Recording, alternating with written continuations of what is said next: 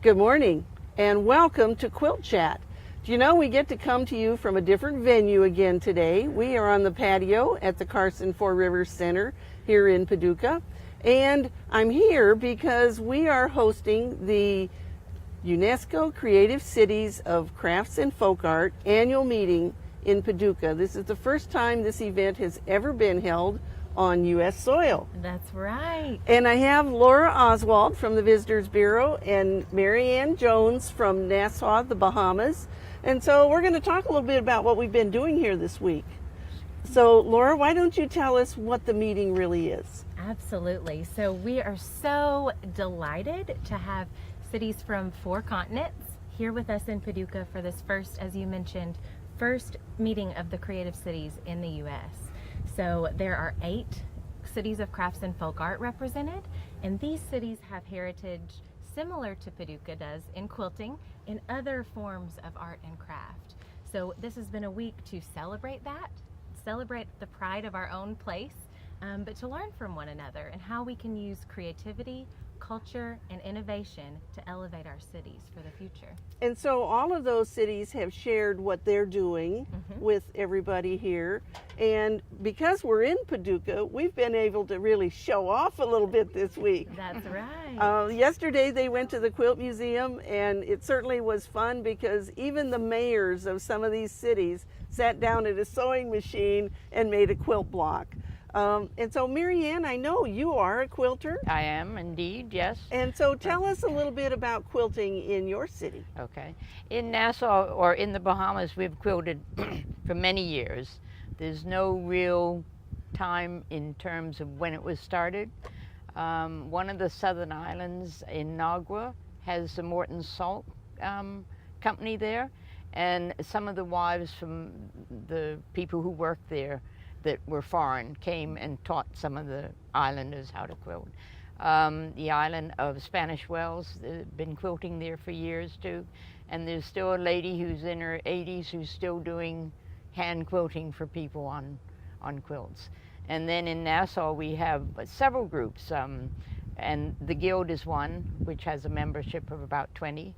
But there are other groups that, for instance, I have a group that comes to my house on a Monday night, and there are about 15 of us. So we've been doing that for years now, and there are several other smaller groups and individuals who quilt there all the time. Well, and you told me that you have some unique fabric that is made in your city or country. Yeah. And so tell us about this fabric we have here. Well, this is one here, and this is... We're going to just hold it up so Alan can get that on camera. It's called Bahama Handprint, and it's a screen print. And they've been doing screen printing now for years also in the Bahamas.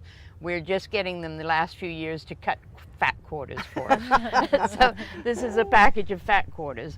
We also have a fabric called Androsia, which is a batik fabric. And I think it's on the back of this. Yes.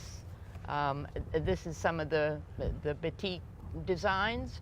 And each year, or each time they do a new run, they make different designs here. Flowers, hibiscus, and fish, and shells, and what have you. So things that relate to your area. Right, yeah. Yes. And we have the Guild has a show every year in January. And we sell the fat quarters for these various things. But we're also, it's scheduled around a cruise that comes in of a quilting group. Okay. So we have, we look forward to seeing all the ladies who come off that. Now, on the back of this little booklet, you showed me that this quilt right here is a quilt that you made. Yeah, this was my first big quilt I made for my daughter who went to university. And it depicts pictures in her life, her horseback riding, her music, her school, and all that, yeah. Well, and isn't it ironic, because usually we get started in quilting, either we're making a baby quilt, either for yourself or someone in the family, and then we get to where we're making the college quilts that we hope that they'll take and use in their college dorms. What happened with this was I was just going to do the center block of our house, and then another lady who had just gotten a long arm machine. Said, no, Marianne, you can do a big quilt. And she would quilt it for me, so that's what happened. And so you made it a sampler quilt then, Right, didn't you? yeah. You did. So that turned out very well, yes. Okay, and yeah. so what's happening now? Today is the last day of this event. What's happening now today? Today is the last day. Each morning we have had educational plenary sessions. So we've heard from expert speakers this morning. And now the delegates go into a workshop where they are similar to a quilting workshop, learning new techniques, new practices from one another. And then we will head out into the community. And as you said, we're getting a real chance to show off Paducah. So today we'll be focused on the river industry and all that the river means to our community. So. Well, and prior to today, we've done some other sessions. And so the first day was incorporating art and culture into your economic plan of your community, and that was great sessions for us. And that was the day that we were able to really take a deep dive into quilting. Bonnie was actually our lunch speaker that day, so we got the whole history of the American Quilters Society and how that has been a building, the foundation for Paducah's culture. And so yesterday then our topic was economic arts and culture for economic and cultural revitalization. So many of the quilters who have visited Paducah have seen the Lowertown Arts District, and so it was a chance to share that story, future projects, and hear about things happening across the state and the nation that we can build on using art.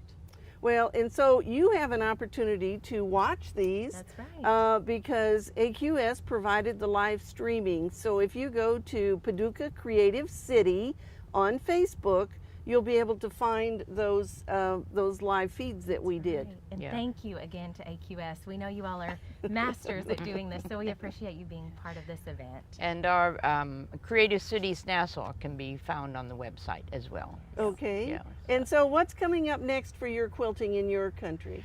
Well, we'll be preparing for our show in January now. Yeah. So that's what we're working on now. Hopefully I'll have something in it. Well, Yeah. I'll tell you what, we'll invite you to come back. You know, we're doing 2 shows now here in Paducah, one Yeah. in April and Mhm. one in September. And it would be fun if some of your ladies were able to come Well, to that. we're working on it. We're going to be but we understand we can't get reservations now for April. There's Yeah. in terms of accommodation. So Check our we'll- website and Yes. we'll get you fixed. The Visitors Bureau is the one that usually is Very has good. all of the knowledge. The hotels really let them know when they have openings in their hotels. Right, So yes. the Well- Visitors Bureau is for all of you is the place to go. And if you go to paducah.travel is their website, and they have a whole section on quilting. Yeah. And you can find all of the information there. Well, I think that's about the end of our time for today. Now, next week, we'll be coming to you live from AQS Quilt Week in Des Moines, Iowa. So we hope you'll join us again next Wednesday at 11 a.m. See you later.